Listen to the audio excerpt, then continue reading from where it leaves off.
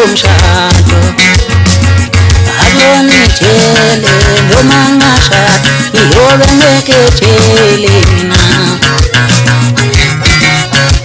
ngiyobe ngabophi mina mangibophi indo lomshado lonitshele noma ngashada ngiyobe ngeketshele mina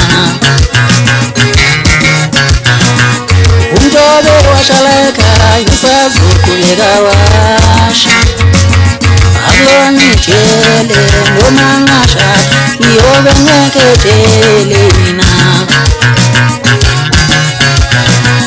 nomntobe uphekela ekhaya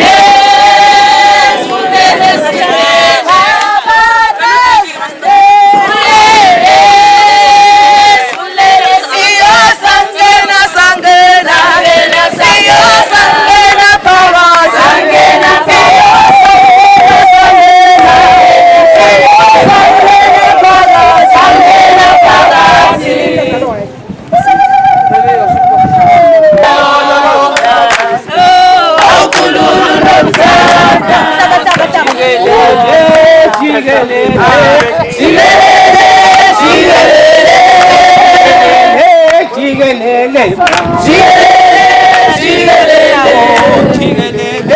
jigelele.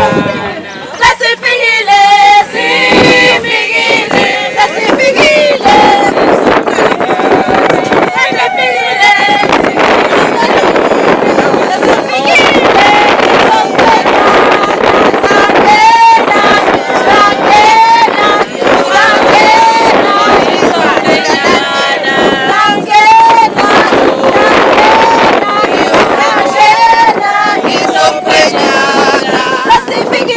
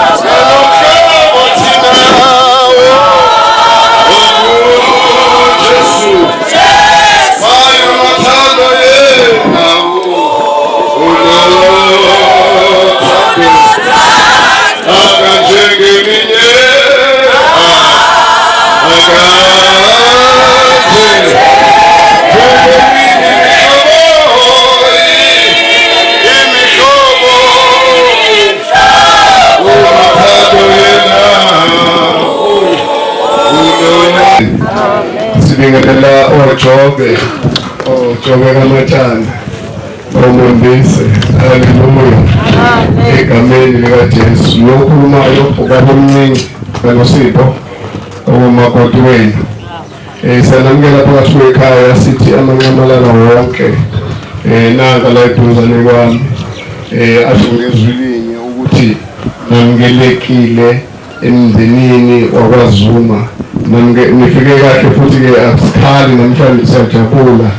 Izivile nje izakazala ekhaya zikikiza zimemeza zithi impela thina-ke la ekhaya sikuswe ngento kodwa umthandazo ngale ngane nothi kumina funakala nazi ukuthi kukuswe ngomthandazo kwezinye izinto nokona mhlawumbe ingakwazi ukuphumelela-ke iphumele ngale kuzona ngenxa yokuthi umthandazo esikhule ngawo. Sithi asivulele umthandazo siqede umthandazo and then sisende over kunina nisho ukuthi nisiphatheleni lozo-ke mhlawumbe kwenzeke biza mhlawumbe asho ukwenzakalani socela naye sebezona ngomsindo kusenzela ukuthi bakwazi ukuzwa nabakude.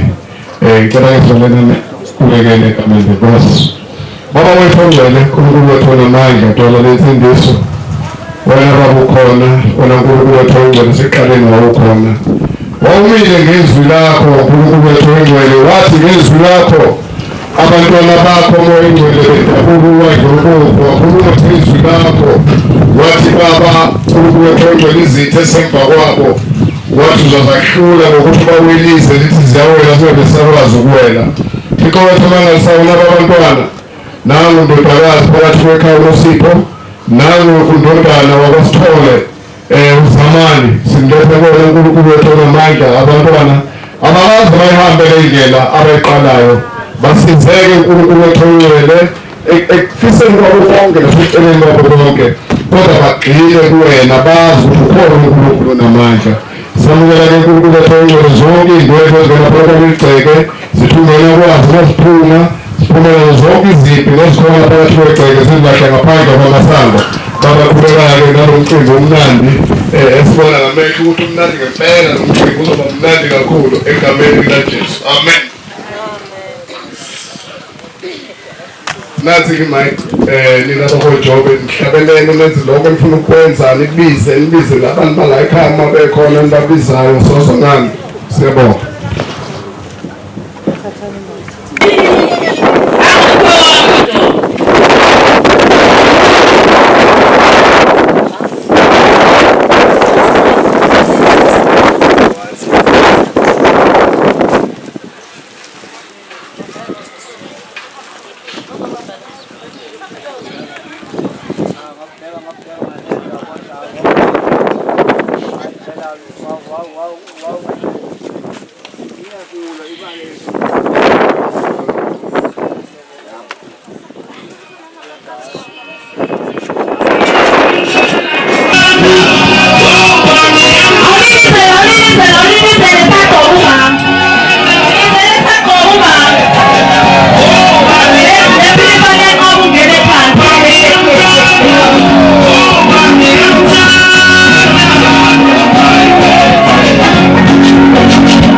Azali mami, mi solele na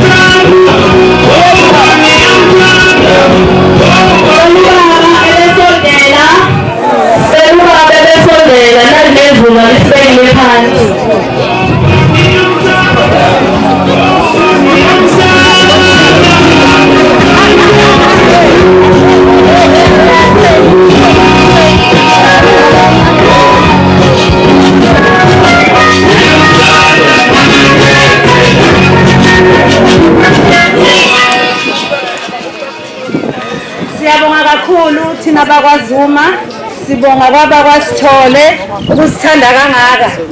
Basithanda kangaka ngentombazane yethu. Nathi siyakuthanda ke mkhwenyana. Siyawemukela phakathi kwaleli khala kwaZuma. Qhubeke kahle konke.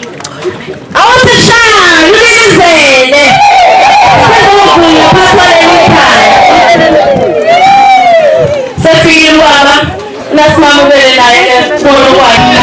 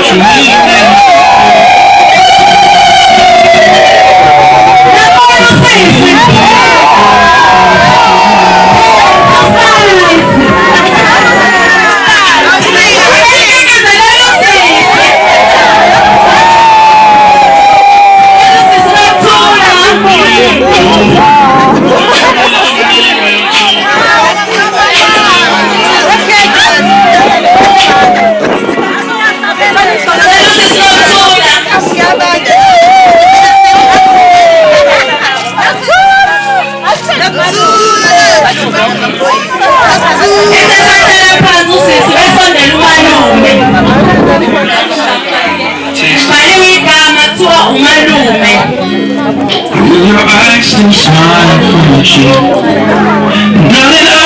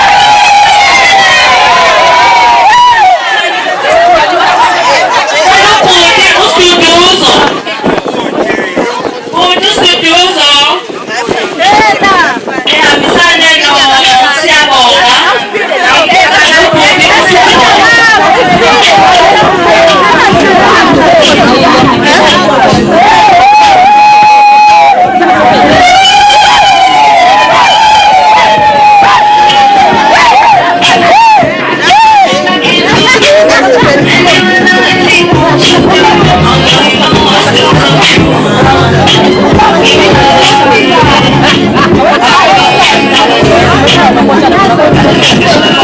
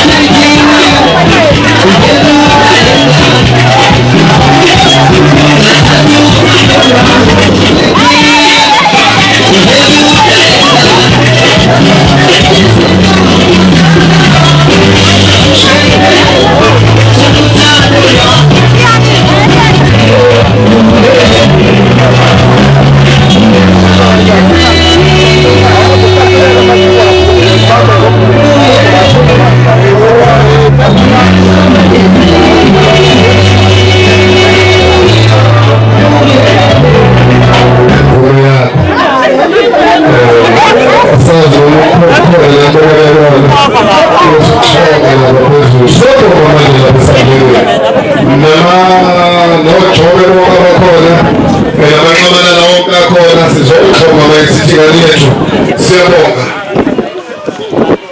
Jabuza siqale ngalo because siqhubeka sezomunye ukudla nabakhona abazobona ndibakundlela bezela abathi bephungana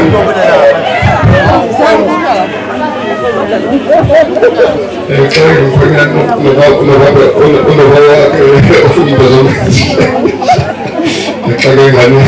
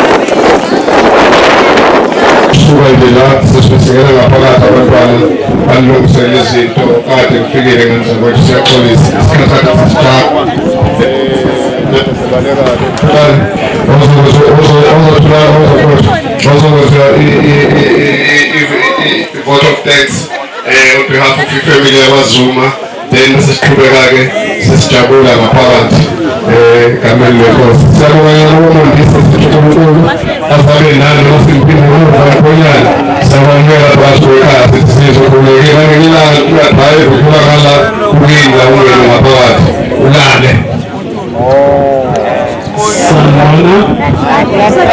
Siyabonga sizokumelana ukusingathwa kunyana engathi bonayo sesilungile mana uma uzophatha kunyana lutho lobhuti wakhe mina ngiyazi ubuza lobaba wakhe mhlawumbe angazi bafowethu siyabonga konke nami phakathi kwasilo ukuthi nisingamele nikamele abantu baseMaritzburg eNadi siyabonga.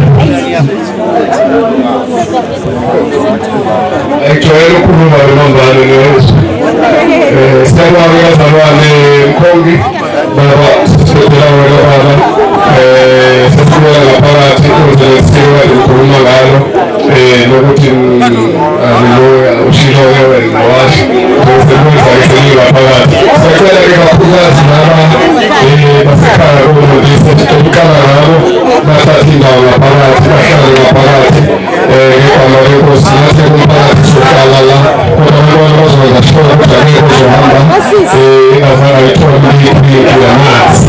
Siyabonga-ke egameni lenkosi. Amen.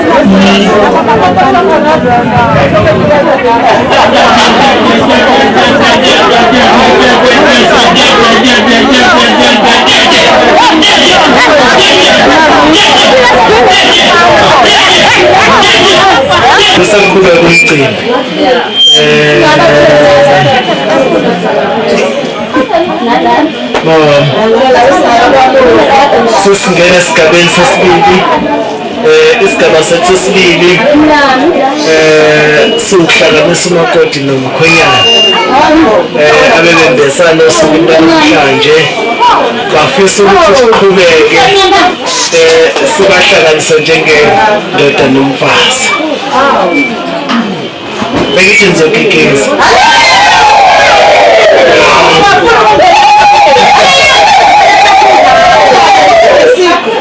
Alright. Ukhona ke oshiye ifunda phaya esitulini. Odwele ifunda ishiye lapha esitulini last night after. Oshiye lapha phaya esitulini last night after.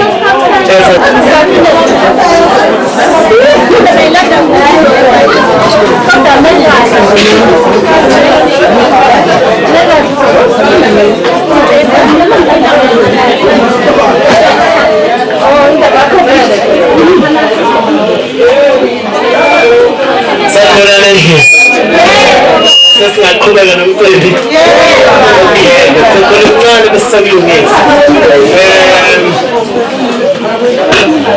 Sesicela ukuqhubeka nomcimbi kusekusekunisiko ukuze sikwazi ukuqhubeka. Samanye-ke isiko namhlanje siyabahlanganisa ngonothando lwenkosi. Ngizocela ukuthi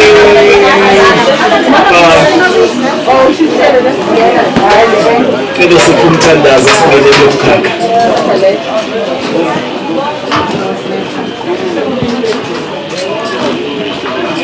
Oh,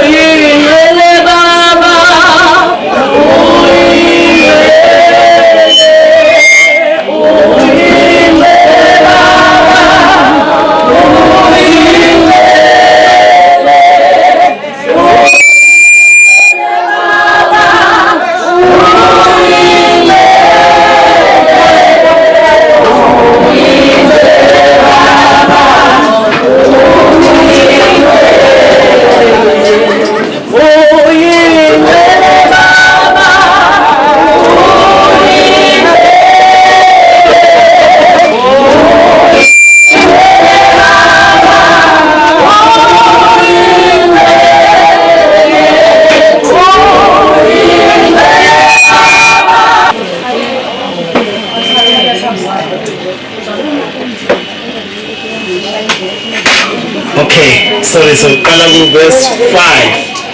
Matthew 19 verse 5.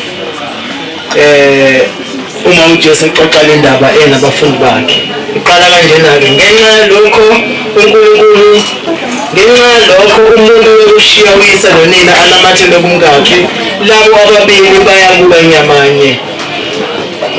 Ngakho abasebabili kodwa banyamanye. Ngakho-ke lokho okuhlanganiswe uNkulunkulu umuntu makangakwehlukanizi. Ilawo mazwi uNkulunkulu asipha wona uma kuziwa kule nkonzo yomshado. Uthi-ke uNkulunkulu lokhu kuhlanganiswe nguye makungahlukaniswa umuntu. Uhamba kuhambeke le yesahlakaniso ihambe kuyivele. Uthi-ke uMosi noma uMoses uma bembuza ngelinye ilanga ukuthi hayibo kwenzakalani ukuthi abafundi babuza uJesu kwenzakalani ukuthi uMosi agcine ivumelele ukuthi akube khona isihlukaniso. Uthi-ke ngenxa yobukhuni ey'nhliziyo zabantu kwaze kwagcina kufanele kube khona ukuthi asibe khona isihlukaniso ngenxa yokuba sekuphele uthando mase livuthiwe bese bengakwazi ukuhlalisana abaganeneyo. Asikufuni-ke lokho, asikukhuthazi ngoba kwakukade kuhambisana nobukhuni bey'nhliziyo. Namhlanje-ke uZamani noNosipho sizobenza umuntu oyedwa. Abasizuba babili usho njalo uNkulunkulu uthi wayenzela ukuthi babe nyamanye uma eveza lokho. Uma siya ku-Adam no-Eva baze bahlanganiswe nje uthe u-Eva mangabe u-Adam mangabe ekhona emdalile uNkulunkulu wayibuka indoda izulazuli iyodwa wayeseyibuka lento uNkulunkulu ukuthi noma nayinhle lento wathi akukuhle ukuba indoda ibe yodwa kodwa ngizenzele umsizi. Kusho ukuthi ngenye indlela uNkulunkulu wayibona indoda ukuthi ayizokwazi ukuyisiza ukuthi idinga umuntu ozoyisiza. Manje-ke ngithi-ke Zamani uma usungena kule nkonzo yokusizwa kwakho ngoba uNkulunkulu uyibukele lento ukuthi ngeke uze kuloko. Awukho umuzi wempohlo, ubone nje umuzi uma ngabe unempohlo ukuthi hayi khona la kushoda khona. Niyayizwa le? Khona la kusuke kushoda khona uyabonakala nomuzi ukuthi hayi uthi angeke ngibone ikhethini lichekile ngiyabona ukuthi kuyashoda la. Kushoda umama. Ngiyawakhi ba umuzi indoda. Ngeke kuthiwe ngakusona umuzi uma ngabe umama engakakhona seyindlu nje. Uqala kube umuzi uma sekufike umama. Uma sekufike umama uyaqala ke bese kuthiwe sekumuzi-ke usuzofudumala uzobona uba sekufike umama. Bese usuke usayihlalele endlini nje uma ngabe ungakabi nayo unkosikazi. Once befika unkosikazi bese kuba umuzi. Manje-ke wabuka leyo nto uNkulunkulu ukuthi hayi yenze kube kuhle wayesomenzela umsizi. Uma-ke usunikeze umsizi kufanele umnikeze ithuba kufanele umnikeze ithuba lokuthi akwazi ukukusiza. Wena ovala leyo mnyango wena futhi oyivulayo ukuthi usizwe. Yabona unkosikazi uma ngabe ugqoka uyafuna naye ukubheka Phawula athi akufanele ugqoke kanje.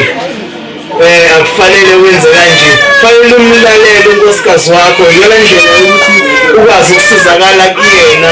Uyamlalela uma ngabe ekhuluma umnikeze ithuba nento akiluleka ngayo ukwazi ukumcubungula ukuze nawe ukhulume indoda. Ngoba indoda engalaleli uyibone nje uma ihamba ubone cha imlaleli unkosikazi wayo. Ngoba bayayibona umama izinto basiqondise uyibone indoda ukuthi hayi bona-ke iganiwe-ke manje akusafani ngesikhathi ingenankosikazi. Manje-ke uma ngabe seninyamanye kuningi okufanele uma kwenzeke phakathi kwenu. Njengokuthi nje uma seninyamanye uma yenza kahle unkosikazi wakho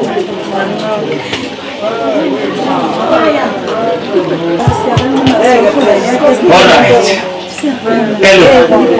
Uma seninyamanye ngifuna ukuthi benza abantu kusuke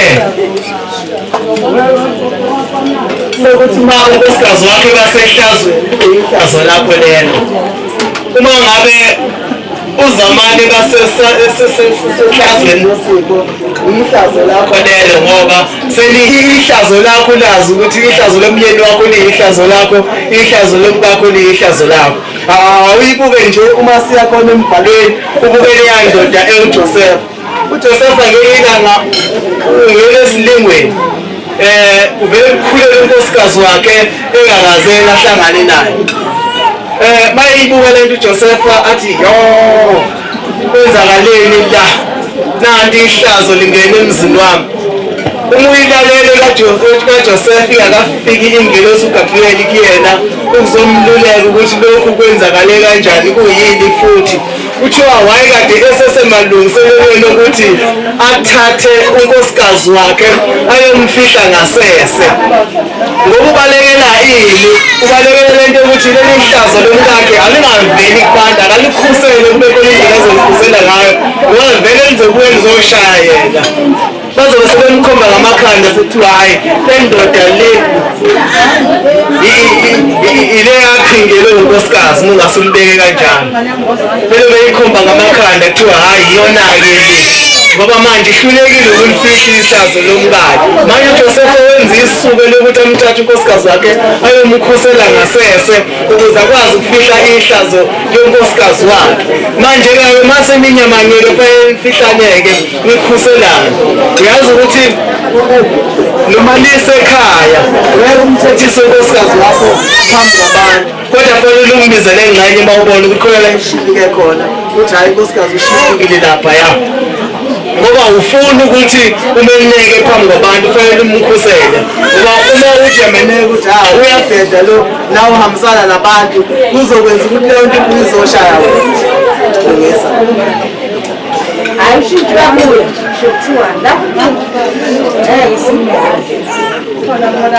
uma-ke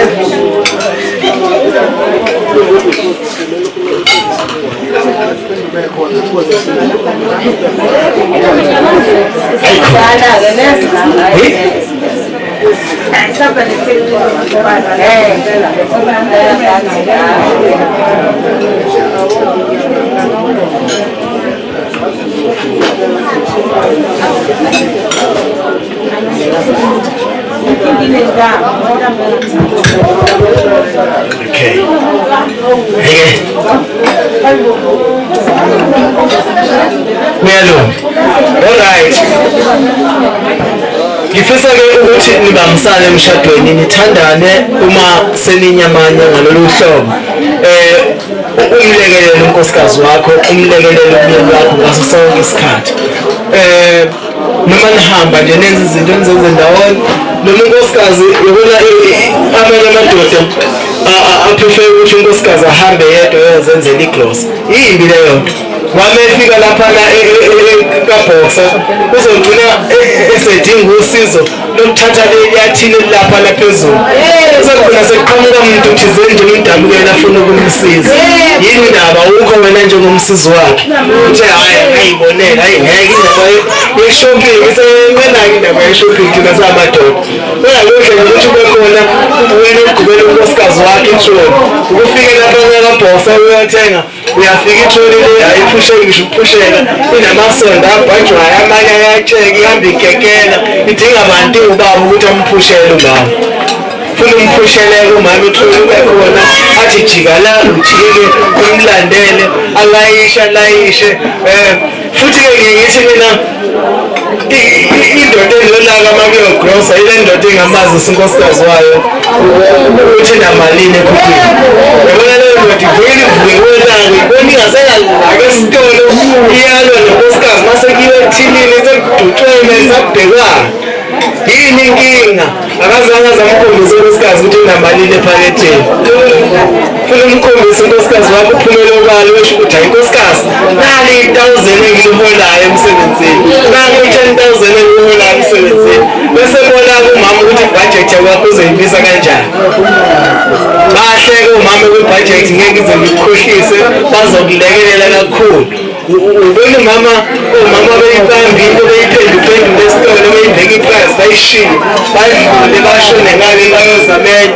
bafuna ukuthi kugcine ekugcineni yongekile imali yasekhaya angaveli nje njenganathi noma ungena nje wena uyasibheka nokusibheka usithinka ukuthi siyimalini vele usixoshe uphume naso kanti mhlawumbe uphuma nesinko sika-20 ushiye sika-10 rand omama bayibheka yonke leyo nto bayicubungule ugcine kukhona imali eseyivekile ekhaya ngenxa yokuthi kahle kakhulu kwi-budget maye bayadinga-ke omama ukuthi bakwazi ukusilekelela umama ukwazi ukulekelela-ke into eyenza ukuthi umama agcine egcwalisa itroli ayenzi ibe ngaphezu kwamandla akho uyibona iqumbu kubheka phezulu usuke engazi ukuthi ubaba unamalini ekhukhwini yini ubaba unayo imali aloyikhiphela ngapha eceleni azagobe ethi isenga avele athi umama eningi kodwa mhlawumbe uthatha u-10 rand ku-30 rand umsele no-20 rand umama ayitshela ukuthi hayi seyiningi mani lapha vele igcwalisa itroli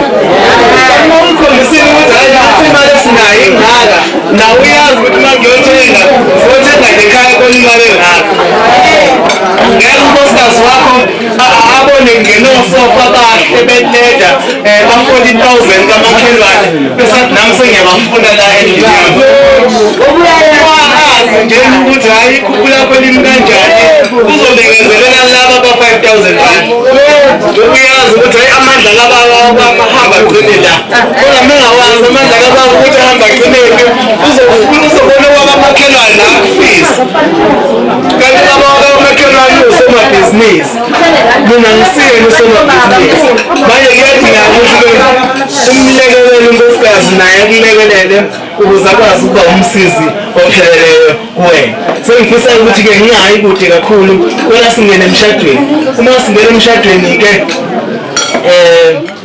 sizongena ngalawa mazi senikulungele all right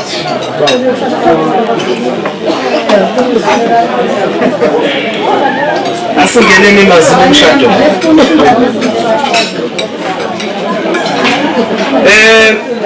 bathandwa enkosini nilapha naleli bandla njengabofakazi phambi kwenkosi ukuba nifumane isibusiso sikaNkulunkulu kulesi sivumelwano senu somshado kodwa ngaphambi kokuba siqhubekele phambili nalolu hlelo oluyingcwele masicabange ukuthi lubaluleke kangakanani nokuthi kuyisibopho nesibusiso esikhulu kangakanani esimelwe yiso kulesi senzo senu nobabili. Ilizwi elincane leNkulunkulu liyasinika umqondiso odingekayo. Impilo yomshado eningena kuyo manje ingcwele ngoba uNkulunkulu uSomandla ongcwele ukwenzile lokhu uqobo lwakhe uma ethi akulunganga ukuba indoda ibe yodwa ngiyakumnika umlingane. Khona-ke uNkulunkulu wathatha ubambo lwendoda wenza owesifazane u-Eva. Indoda yasho ngaye ukuthi lo useyithambo lami nenyama yami. uNkulunkulu wabusisa wathi zalanani nande ligcwale umhlaba niwubuse.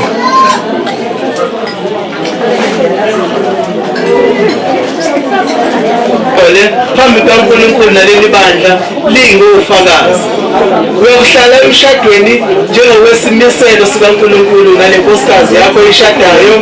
Uyayihlonipha, uyithande, uyiluleke, uyivikele, uyincede ekunotheni nasekumpofini, ekuhloniphekeni nasehlazweni.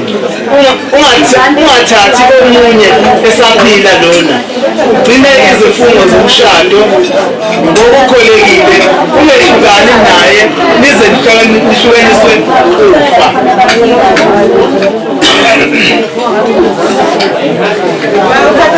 Njalo vuma kuzwakale uthi yebo. Yebo. Bengithi nizogegeza senyaka. Noma uzamane eyivuma lento ukuthi uyayenza angigigizi.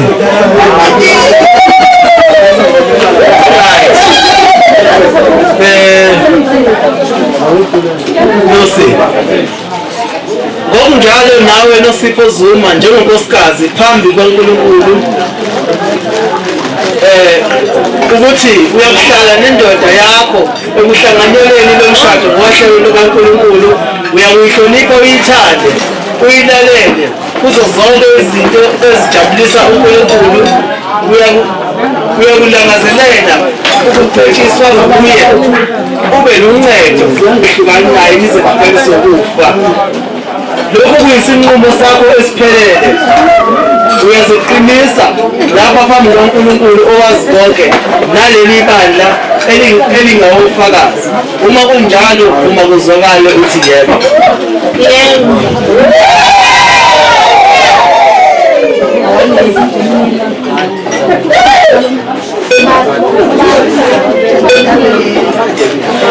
All right.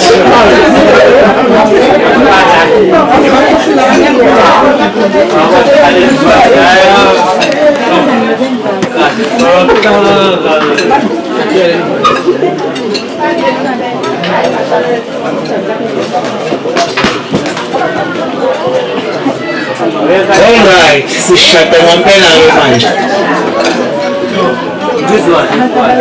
Nisekhona emshadweni. Alright. Namu ufakazi ukuthi bashada phambi kwami.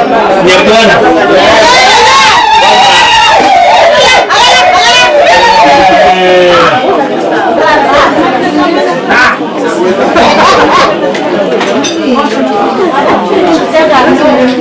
Sikhona iy'ngcebo ney'ngcikazi ey'khona la endlini. Nangamazwi-ke ngale ndandatho ngiyakushada, ngale ndandatho ngiyakushada, umzimba wami ngiyawuhlonipha, umzimba wami ngiyawuhlonipha, ngakho konke okwami enginakho egameni likaNkulunkulu uyise, ngakho konke enginakho egameni likaNkulunkulu uyise, uNkulunkulu indodana noNkulunkulu umoya oyingcwele, uNkulunkulu indodana noNkulunkulu umoya oyingcwele. Amen. Sengingumfaka unkosikazi wakho indandatho. Uyakushada ngomzimba wami uyawuhlonipha, ngakho konke enginakho egameni kaNkulunkulu uyise, indodana nomoya oyingcwele. Amen.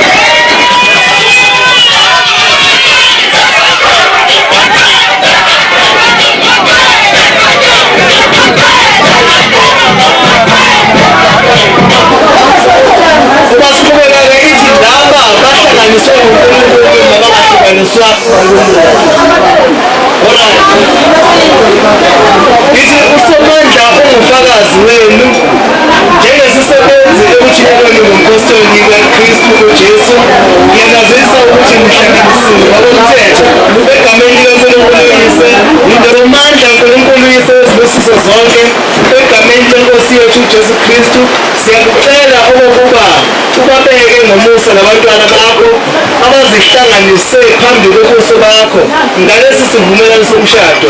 Nkosi kusisele isivumelwano sabo wethulele ukubona ubuningi bothando nokuthula kwakho bagcine ezindleleni zakho wenze izinhliziyo zabo zikhazimule bakhule ndawonye njalo othandweni nasokholweni ubahlomise ngomoya othobekileyo nomnene usisa impilo yabo kulo mshado ngayo yonke injabulo oyithembisile emshadweni ongcwele bagcwalise Nkosi ngokwesaba uNkulunkulu bagcina okholweni lweqiniso lwebandla lakho kuze kube sekupheleni yenze bakuthande ngaphezu kwazo zonke izinto wenze ukuhlanganiswa kwabo kube yizithelo njengoba bemzimba munye mababe moya munye bakhokhele Inkosi ubusise umsebenzi wabo nakho konke okwabo bengasweli ukudla komoya nokwenyama bakhokhele ngolwazi nothando lwakho ubalonde empilweni wenze inzalo yabo ingasweli okugcina benze bangene ngale mpilo embusweni wakho kuyo indodana yakho ethandekayo uJesu Kristu kuye makube ubukhosi nendumiso ekuhlanganyeleni nawe nomoya oyingcwele kuze kube phakade. Amen. uNkulunkulu alibusise aligcine Inkosi ikhanyise ubuso bayo kini ibe nomusa kini. Inkosi iphakamise ubuso bayo phezu kwenu ilinike ukuthula. Inkosi ilibusise iligcine iniphe ukuphila okuphakade. Amen.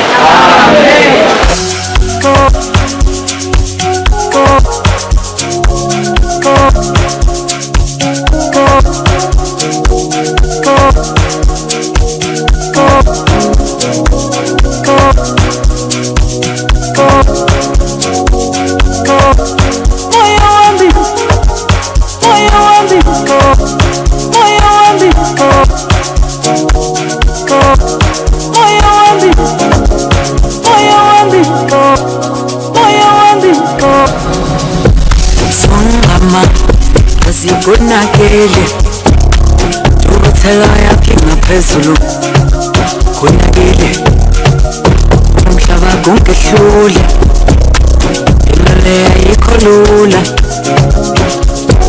sungama yasikunakele ubuthela yakhe ngaphezulu kunakele